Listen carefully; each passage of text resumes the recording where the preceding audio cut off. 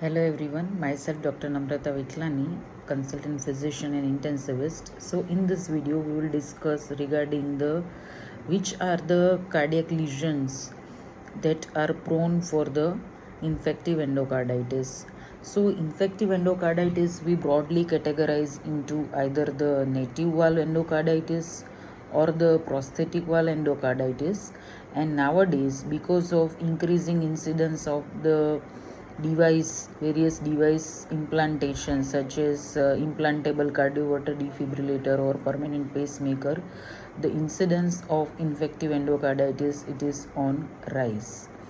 So if we talk about the native valve endocarditis, particularly the lesions which are having the turbulent flow, high pressure jet, that are more prone, such as the regurgitative lesions, they are more prone to develop endocarditis than the stenotic lesion because of low flow.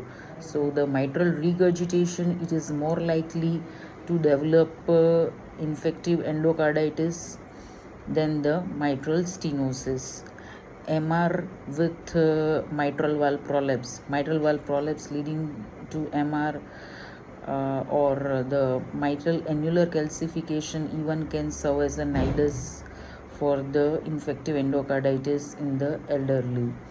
Similarly, aortic regurgitation, it is also a predisposing factor. So regurgitative lesions, they are more prone, and where the flow turbulence is there.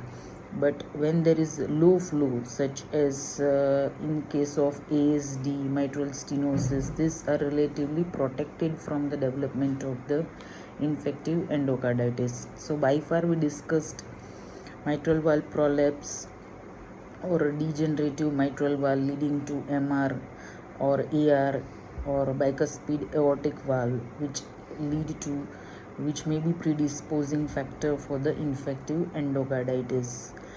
Next is the any unrepaired cyanotic congenital heart disease or repaired cyanotic congenital heart disease with the residual defects, such as in cases of the patent ductus arteriosus or tetralogy of Fallot or coarctation of aorta. So they might also be predisposing.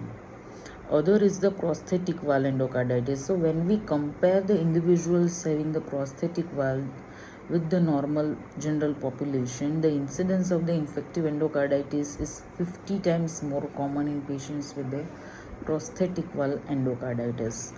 And third, as we said, is the device related infections such as implantable cardioverter defibrillator or the PPI implantation is there, and native valve and the prosthetic valve endocarditis. Another category in the right sided endocarditis, it is very common, is the IV drug abuse, and which leads to the tricuspid valve endocarditis. So we discussed various causes for the left sided and right sided endocarditis, native and prosthetic valve endocarditis, device related infections, and all these infections that might be community acquired or the hospital acquired. So it might be community acquired or a nosocomial infection in patients with chronic IV access, or those patients having the hemodialysis catheter or access for long time. Thank you.